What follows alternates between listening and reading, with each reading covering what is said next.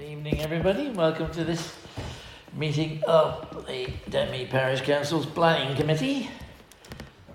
And, the first item on the agenda is to let you all know where the fire exits are, because in recent times this building has now got an automatic fire alarm system, which it didn't used to have. We're not expecting a test, but if the alarm goes off, you can go out the way you came in, and there are fire exits at either end of the building, or through the hall opposite and out through the fire exit there. So hopefully we won't need to use any of them, but you now know where they are.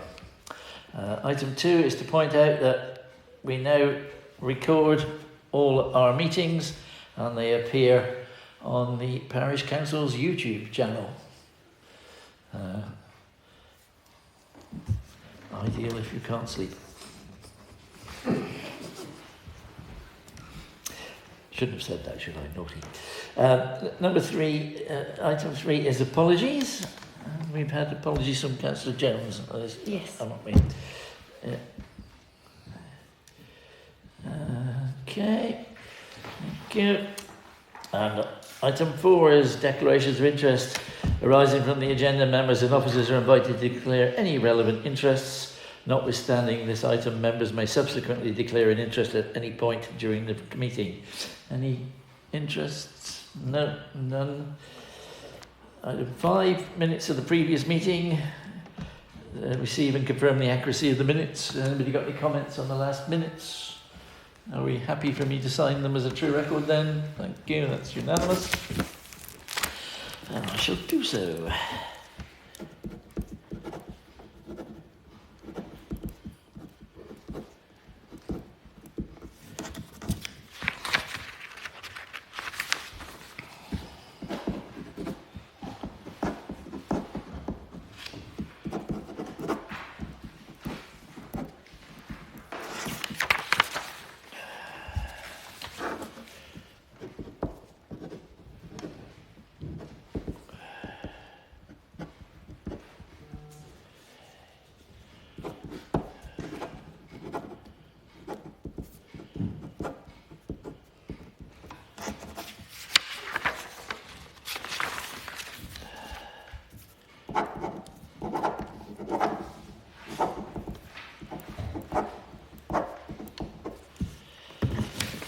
Thank you, Joe.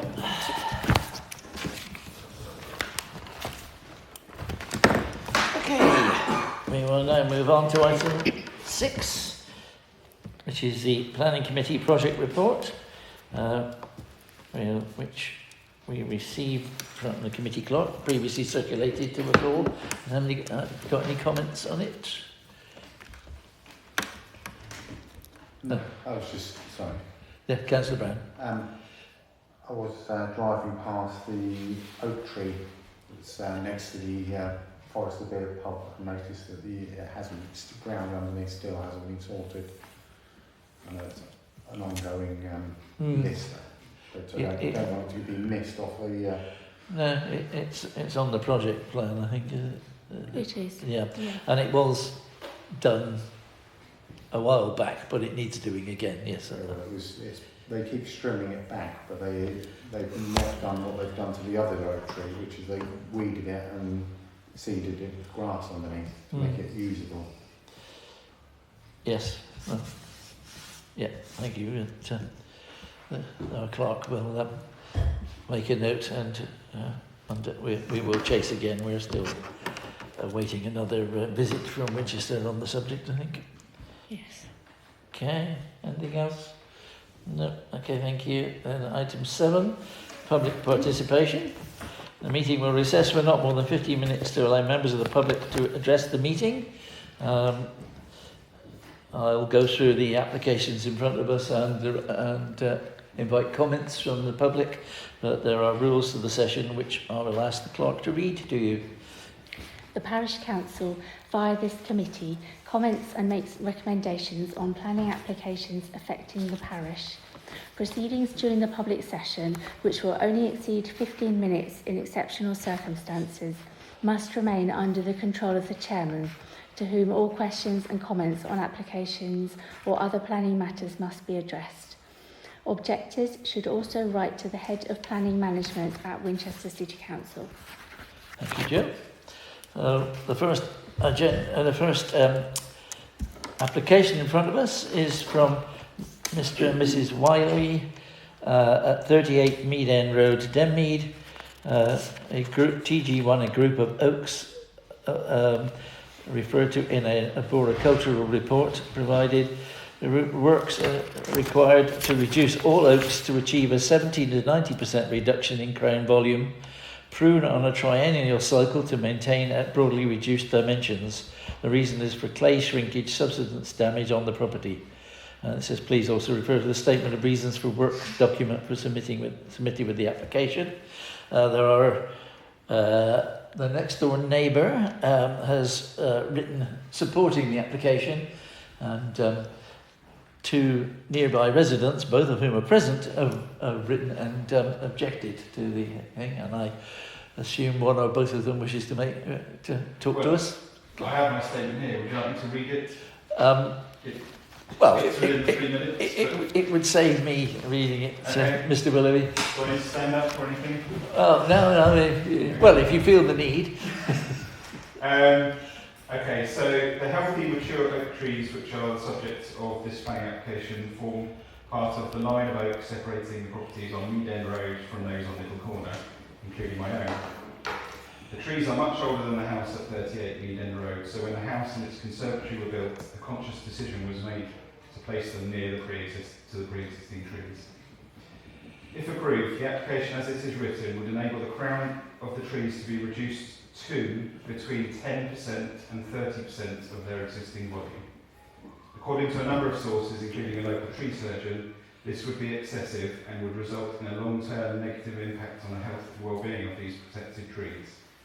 This level of reduction would remove the vast majority of the leaf-bearing parts of the trees and ultimately would likely result in their death.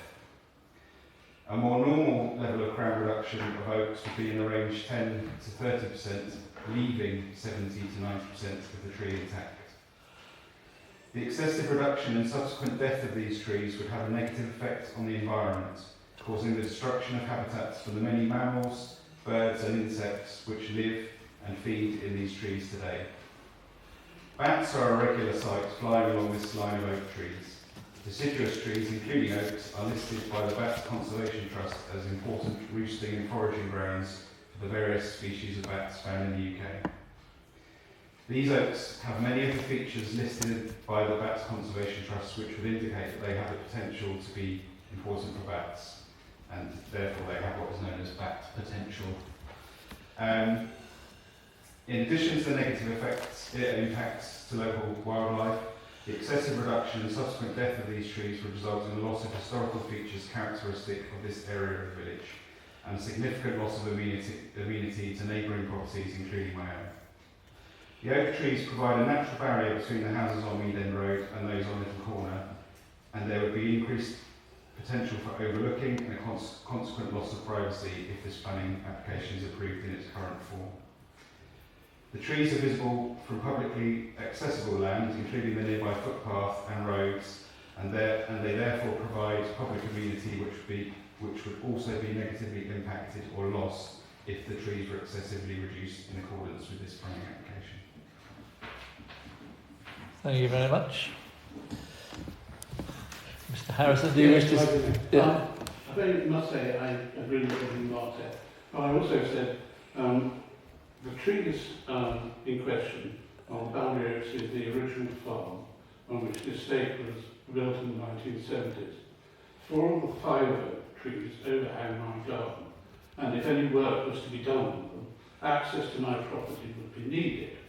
And I object to the assumption that this is kind of automatic. The plan has not been persuaded. The planning application to a 70 to 90% crown reduction is likely to be extremely detrimental to the well-being of the trees. In the past, I have been given permission for a 30 to 50% reduction in remove the crown, for removal from branches growing near to my house. I understand that the reasons that the residents of 28 Mead End Road consider that the present order is an insurance issue, not necessarily their wishes, and not economics, why is that fair?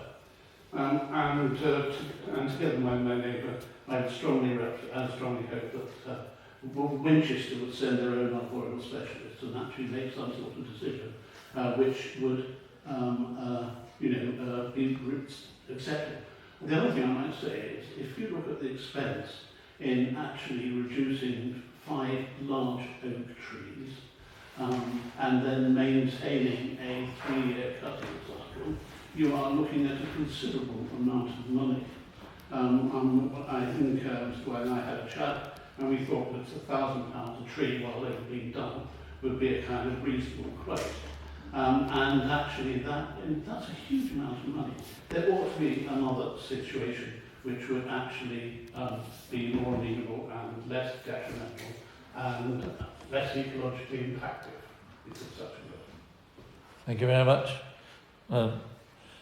Just for the clerk's notification that they're both objections are on the Winchester website. I gather the applicant is here. Would you wish to say anything? I agree with most of what's been just said. And I didn't actually make the application myself, so why I'm on the application I don't know. It was a tree surgeon employed by the insurance company. They told me about it, but I didn't make the application. So my name is there, I don't know. I think for me, it's they think it's a cheaper way of remedying the problem.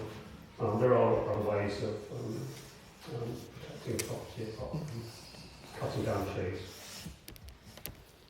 Yes. Thank you. Interesting. I don't think I've come across that before. Where an application is made in your name when it wasn't, and you didn't make it. So thank you for clarifying that. Any questions, by the way? Sorry, from councillors to any of the 3 visitors. No. Okay. Well, thank you, gentlemen. I'll move on to number 2, which is Mr. and Mrs. James' application at Hiltonbury Forest Road for a new access drive and the closing up of the existing drive entrance. As I know, there's 4 people here. Go ahead. Mr. Chairman, can I ask what happens now? Are you going to make a decision as to? Yes. When we finish the public session, we will then in private session that you can still say, listen. We will then make our decision to what to say to Winchester. And I seem to remember on numerous occasions before, when occasions like this, there was a move to move the item to if you sort of move it forward, if it's not. But yes, but you are the first one on the list. Excellent. Okay, and then so as I say, knowing the 4 people who are in the room, I don't think anybody's going to want to speak on Hiltonbury. The 3rd application is Mr. Molyneux's application for Linden Lee and Uplands Road, development of 2 dwellings at Linden Lee after demolition of existing dwelling and outbuildings. And our other visitor is Mr. Molyneux. Did you wish to say anything to us? Yeah, just a few words. We've lived in Deming now for 10 years. Our existing property is suffering from subsidence at the rear, and we did put in an application 2.5 years ago to demolish that property and build a house there. This was priced on the basis of pre-COVID numbers. It was a lovely house, but financially now out of reach for us in terms of trying to build that. So we've now put forward an application now for 2 modest-sized houses there. The aesthetics of the current site, those of you that walk your dogs around that way with a construction fence there, was we were actually in the phase of the pre-construction commencement plan, getting all sorts in place, and when numbers were done again, we had to stop and think. So we've got a bit of a not a very nice view from our house. The intention would be to, if granted, to start almost immediately certainly on one property, and as soon as we're able, we want to reinstate our brand new hedging all the way along the front, and not only get some privacy from the road, but certainly make the place in that part of the road more amenable and more pleasant on the eye than our Harris fencing. Yes. Okay. Anything from other members? I should note that there are 2 comments, I think was all I found on this application. One from one of the houses to the rear of the disliking the fact that they're on the roof or 3rd story, if you like, of one of the plots. There are 2 windows, but the previous application there were 3. Right. So he may also make comments on the hedging. Yeah. And he refers to the fences there that he actually installed. And he installed it with gaps, and we cut back to prune and manage the thing. And he can see through his own fence into my garden, and then he complains to me about it, which is quite ironic. Okay. Yeah. But, sorry, I'm just reporting that the other comments. Yeah. And the other comment I think on there was relating to hedging along the front through our pre-commencement element, just reinforcing the fact our intention is to reinstall hedging, not brickwork or anything like that. Sorry, brick wall, should we say? It's going to be a hedging. Yeah. Okay. Thank you. I was just reporting to the other members that there were other comments. Okay. And and one erroneous one, I believe, which said that this will be 3 houses on the same plot because there's already 1 house approved on the plot, and it's not. It's actually on another plot of land next door, which is a different. Might be in the same ownership. I'm not sure, but it's in different curtilage. It's owned by SOA Limited, and it's its own title, deed, and totally separate. Although there isn't a dividing fence there at the moment because it blew down and they'll put it back. Okay, thank you. Right, is there anything else on our agenda that anybody wants to comment on? No. Okay, thank you very much. Then I'll close the public session and we will now discuss the applications and with members' agreement we'll take them in 1, 3 and 2 as there's nobody here from the second one, and the first one therefore is the group of trees at Mead End Road, and I'm sure I put notifications in on Sunday and bumped into Mr. Willoughby at the time, and the screen's gone on. Sorry, technical error. Yeah, and I took a couple of photographs from the public realm, i.e.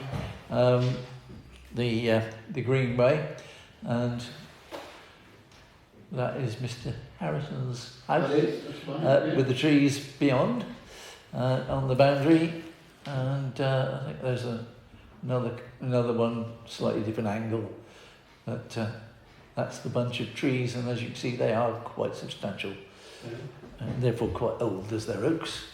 I just made a couple of notes. There is a arboricultural appraisal council Langford Smith, which you've already pulled up, and I was most interested in the bottom of page 4.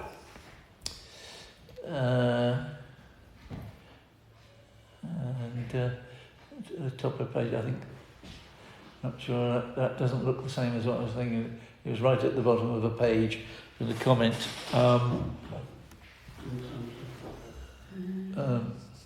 Statement of reasons? No, there's definitely said a arboricultural appraisal, I'm sure I made a note thereof. It's about 30 pages long, I think. Yeah, I looked at it. Yeah. These are the only documents that are in SharePoint. Now that's another that's the supporting comment.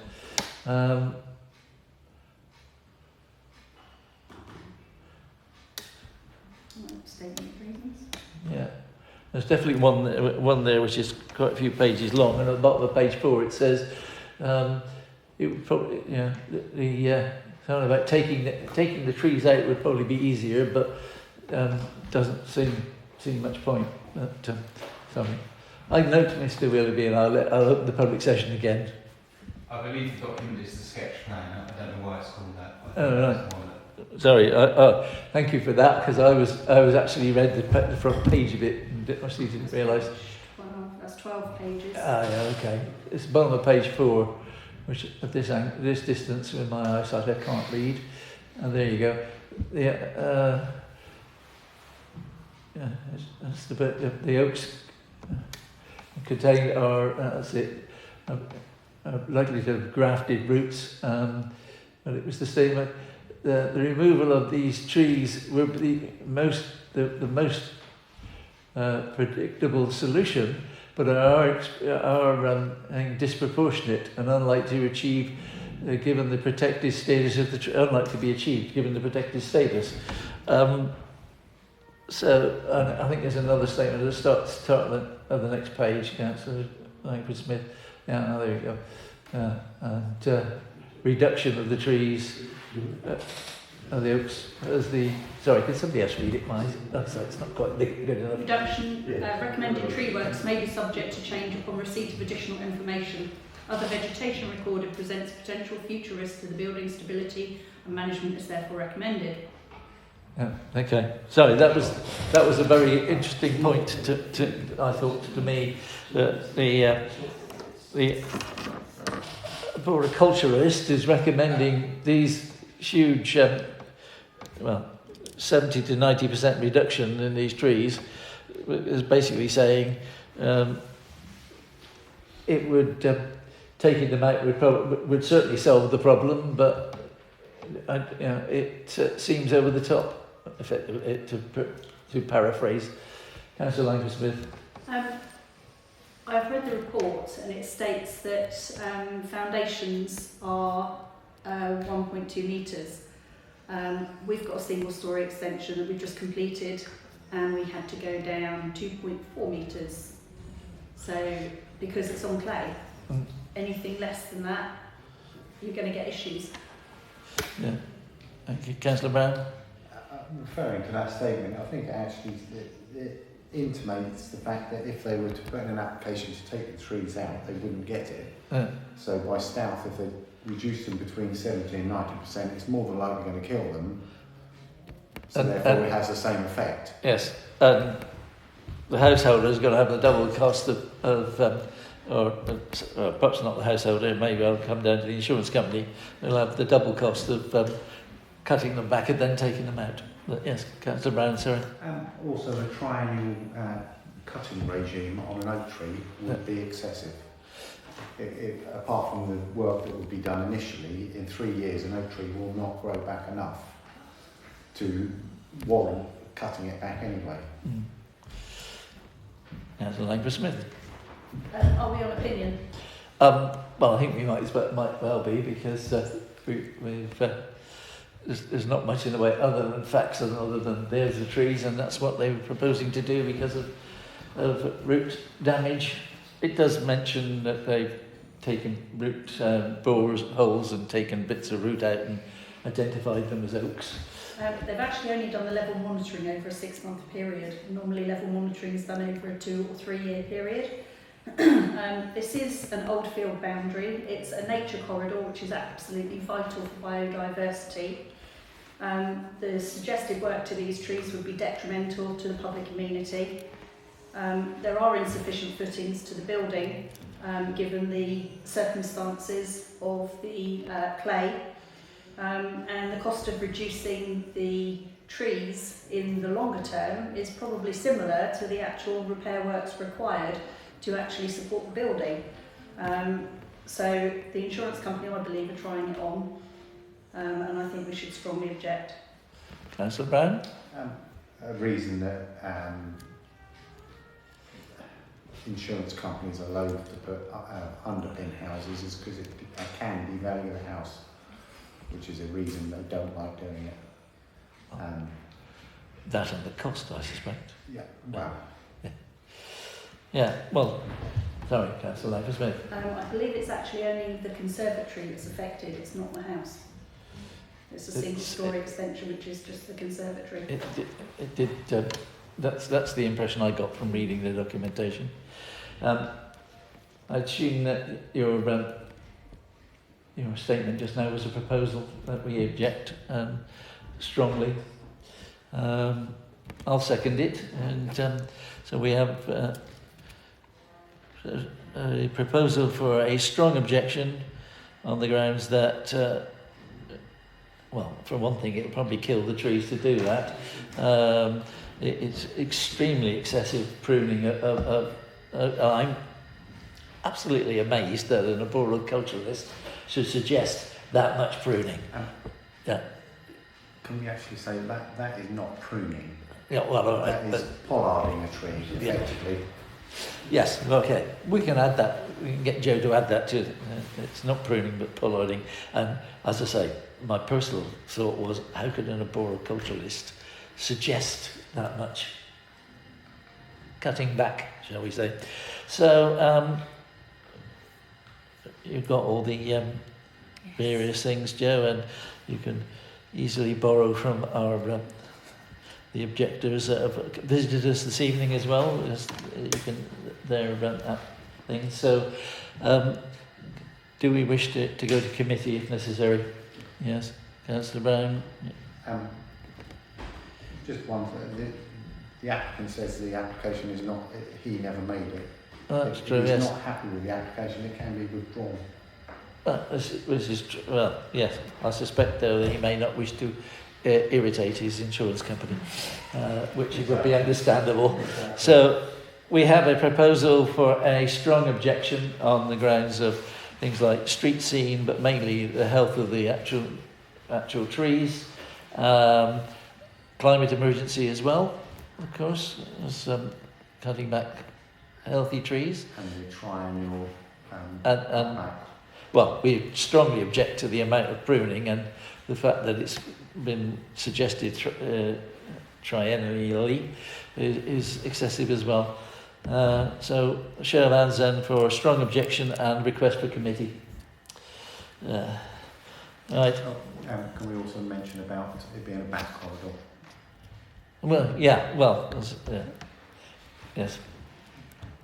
Bats and other animals because it's a corridor. Yeah. Well. Thank you, gentlemen, for coming. You're welcome to stay till the end, but you don't have to. Thanks very much. And you have our sympathy, Mr. Wiley, but that work is. It was a as you said, it's the insurance company. Okay, thank you very much. And we'll move on then to number 3, which is Mr. Molyneux's development at Linden Lee. For those who are not sure where it is, it's in Uplands, going down towards Dirty Lane, and has a field opposite. And I took a couple of photographs just to remind those of us who have been there before what it looks like. And I suggest, Councillor Langford-Smith, that the street view, the site plan and the plans and elevations are probably the best thing for us to look at.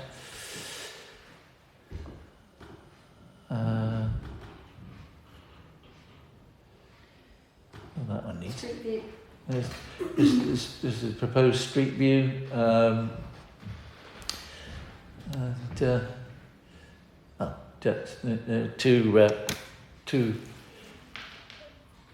for Uplands Road, they're fairly standard size houses. For other places, they would probably be considered large, and that's the plan on the plot. And that's the other piece of land with the approved but not yet built house, which when you turn, probably easier if you turn it through 90 degrees. There we go. Thank you. We'll keep going around. Yeah. So that's the the proposal, 2 houses on the plot, removing the house and all the outbuildings that are there at the moment, which, say, if you pull up the photograph, one of the photographs I took, Councillor, then you can see, there's the house and some of the, and the sign telling me I got the right place, and that's showing the outbuildings that are there as well. So that's the plot, the size of the plot. It's 2 houses and a garage for one of them, which I assume is the one that Mr. Molyneux intends to live in. One is one 2-bedroom, sorry, one 2-storey 4-bedroom with the garage, and the other is a effectively 3-storey 4-bedroom with some roof lights in the rear roof. And if we ever look at the plans, the actual plans as opposed to, and the elevations, I think that's number 2, isn't it? And that's number 1, if I remember. And that's great. Which other document did you want to see, Chair? It was the plans. There's actually floor plans, and which,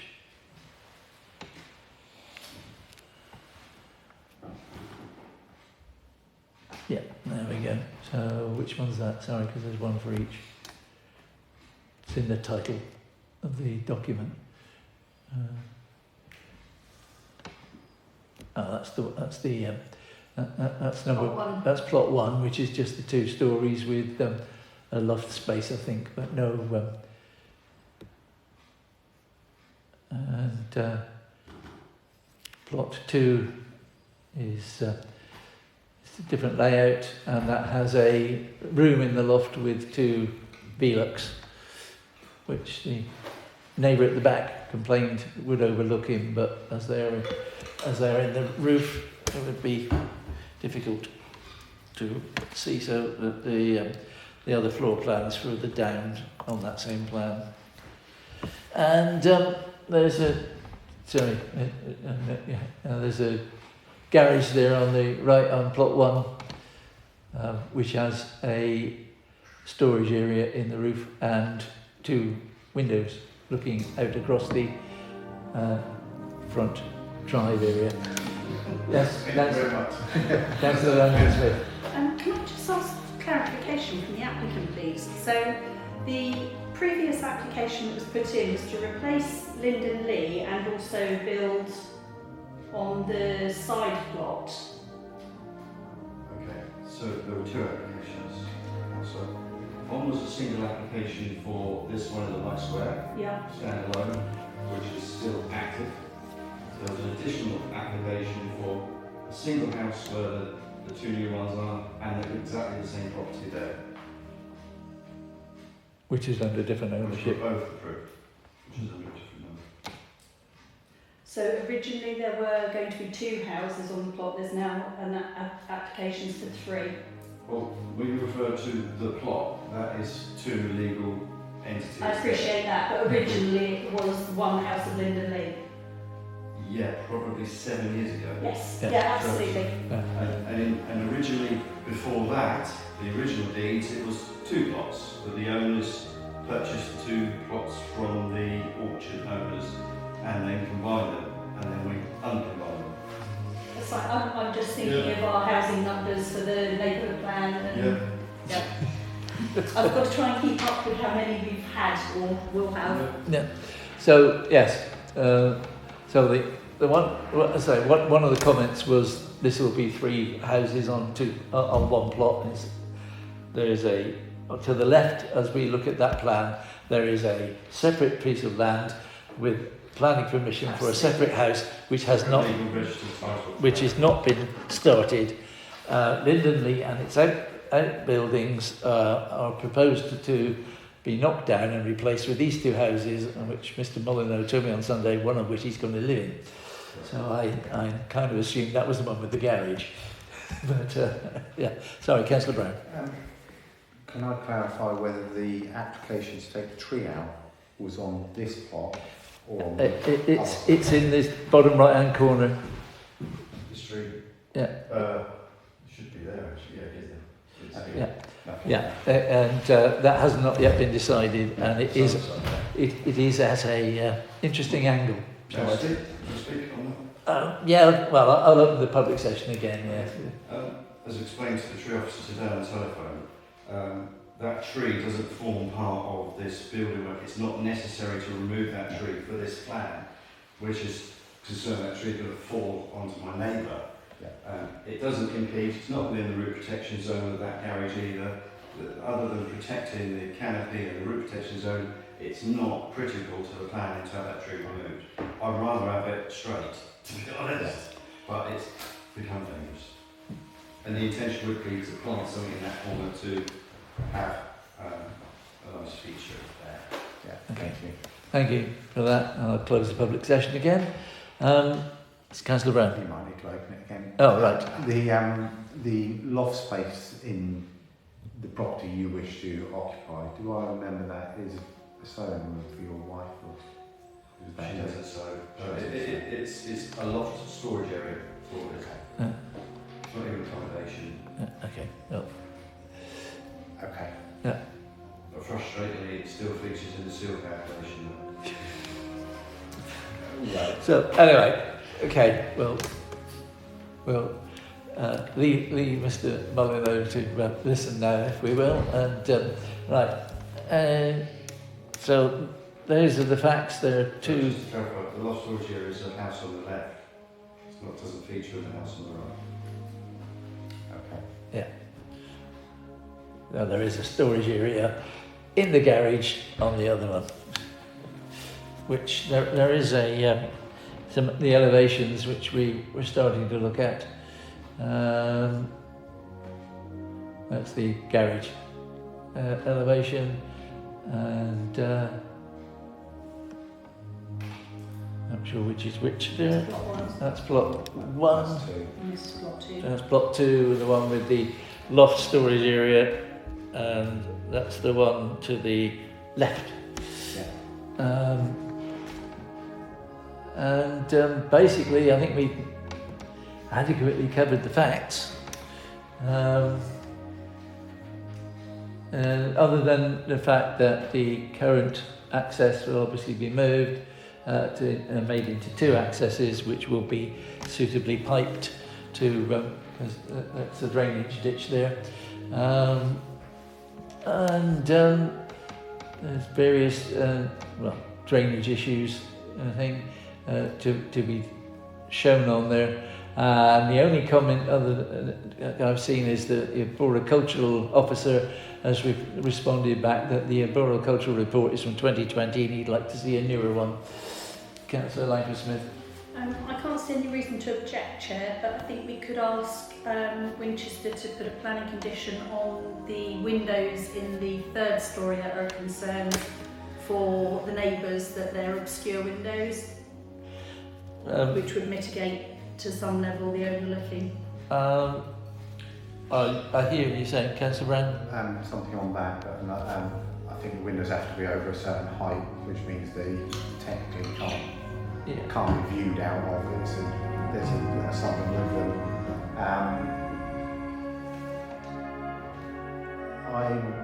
Whether we would like to put a condition, if we can, on there that the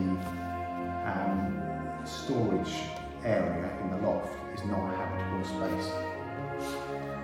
We've been caught out with it on Evergreen that it was not supposed to be habitable space, and then they were advertised with the 3rd floor, and it is against the neighbourhood plan for the 3rd floor. Yes, yeah. Can we look at the elevations of plot 2 again? Just scroll down. So, unless I'm very much mistaken, those are Velux, as opposed to They can still be obscure. Yes and no, but it's a question of Velux that high up, whether you can actually look down sufficiently. We have, we have opined in the past that high up Velux, it's very difficult unless you stood on a chair or something to look down. But happy enough to ask that they be obscured.